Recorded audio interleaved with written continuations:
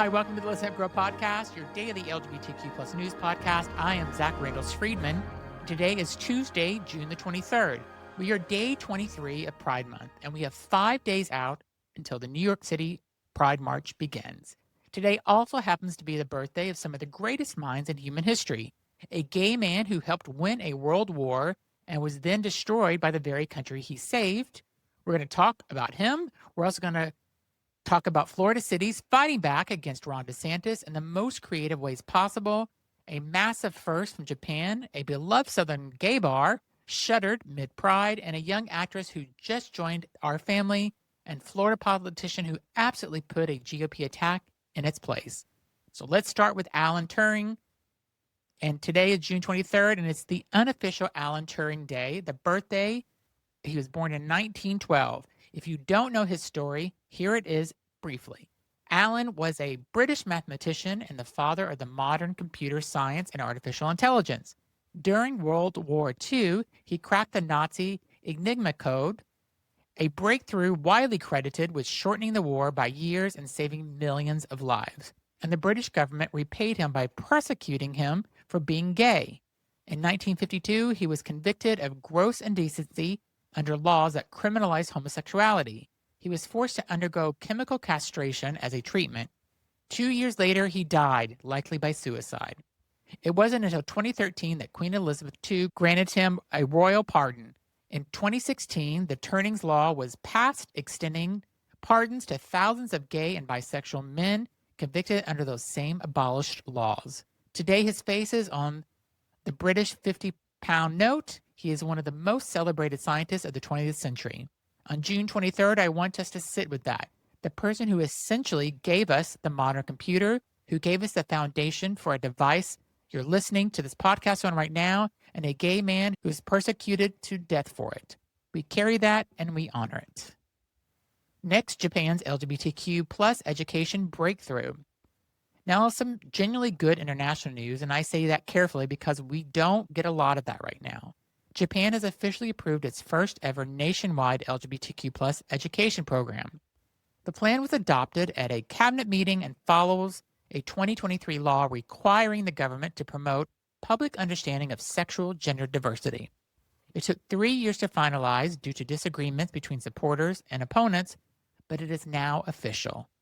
Under the program, schools will receive new guidance and resources on supporting LGBTQ plus students, with better access to counselors and social workers.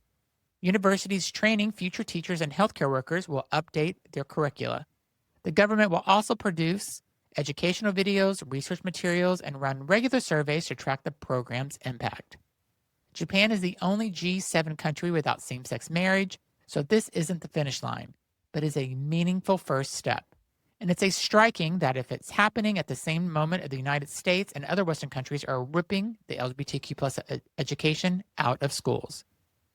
This contrast is real and it matters. Next, Bebop's Bar in Mobile, Alabama closes during Pride. The next one hits differently during Pride. Bebop's Bar, a beloved 3-story gay bar in downtown Mobile, Alabama, was abruptly closed its doors right in the middle of a Pride celebration after a liquor license issuing emerged during a recent ownership transfer.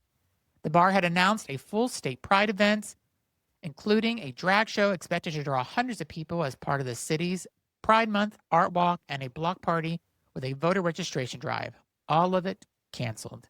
The new owner, Matthew Bees, bought Bebop's from a retiring long-term owner earlier this year. In Alabama, liquor licenses are tied to specific people or entities. They don't automatically transfer with a property sale.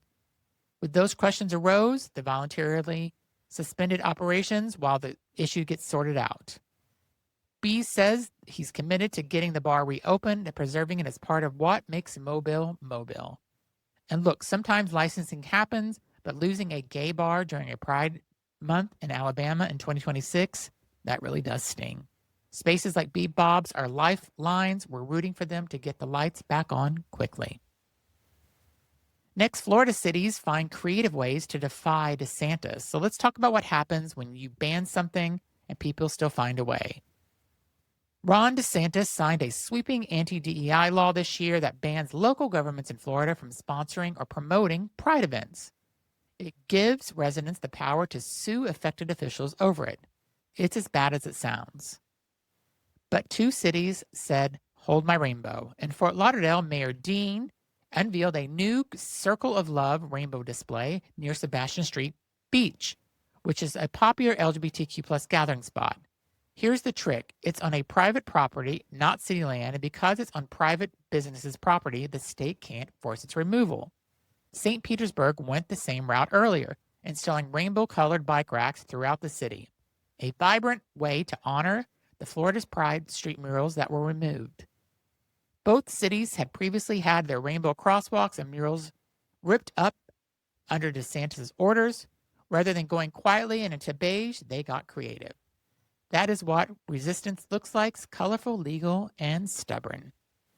Ron DeSantis, can't wait till you're out of that office. Next, New York City Youth Pride happening today. So if you're in New York City right now, today is Youth Pride, one of the most important events of Pride Week. The annual NYC Pride celebration for LGBTQ plus youth kicks off with a rally demanding enhanced funding and protections for trans and queer young people. The event is free and open to all ages, and it closes tonight with Dance on the Pier featuring DJ Nikki Jax on a dance floor designed for every age and identity. Organizers describe Youth Pride as a space packed with queer-affirming resources, beauty tutorials, advocacy information, safety resources, and community building, all centered on young people navigating their identities in a world that is honestly making it harder by the day. NYC Pride has already been public about being $500,000 short of their budget this year after corporate sponsors dropped out. But they are pushing forward. Youth Pride is happening. Dance on the Pier is happening. And if you've got an LGBTQ young person in your life, remind them there are spaces built for them, and tonight is one of them. Next, we go to Hayden Panettiere comes out. Now for some community news. Hayden, yes, the actress from Heroes and Nashville, has come out as LGBTQ+. She joins a list of celebrities who have publicly shared their identities in 2026. Hayden, who has spoken openly in recent years about her personal struggles, including postpartum depression and addiction recovery, has now added this chapter to her public journey. Details on how she identifies has been circulating in LGBTQ plus entertainment press this month. Coming out is always meaningful in today's political climate. It carries extra weight. Public visibility matters. It always has. So welcome to the family, Hayden. And then Jennifer Jenkins absolutely destroys a GOP attack. So let's end today's show on a moment that honestly made me stand up and cheer. Jennifer Jenkins is a Florida school board member from Brevard County. She made a name for herself in 2020 by defeating the co-founder of anti-LGBTQ hate group Moms for Liberty. She's been a fighter ever since. This week, a GOP group backing Florida State Senator Mike Hartpolis tried to attack a Democratic opponent by calling them Dylan Mulvaney. You know, the tired, lazy Republican strategy of just calling your political opponents trans as if that's supposed to be an insult. Jenkins fired back immediately on social media. She wrote, "Imagine being so desperate to offend Mike that your big political strategy is calling an opponent Dylan Mulvaney. That's it. That's the joke. No thoughts on housing costs, no thoughts on insurance, no thoughts on health care, just the same tired obsession with transgender people." And her co-panelists in a broadcast segment discussing it said, "Rarely do I say this beneath you, but this is actually beneath you." Republicans have been calling political opponents trans, Tallarico, Michelle Obama, now this, as if it's a political attack, when it actually reveals if they have nothing else to say, nothing on the issue, nothing for their constituents.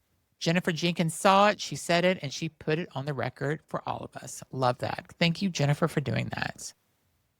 So that's our headlines for today. We had covered a lot, and we have a lot more coming for this month. So we are day 23 of Pride. We are 5 days from NYC Pride March, 5 days away from streets of the city where it all began. This, whether you're going to be there in person, watching from home, or celebrating in your own city, I want you to remember that everything we're talking about on this show is exactly why we march. If this show means something to you, please take a second and subscribe wherever you're listening. Leave a rating or a review, and it makes a difference in helping new listeners find us. Share this episode with someone who needs to hear it today. And I'm Zach Randall Friedman. Stay loud, stay proud, and I'll see you tomorrow with more LGBTQ+ news.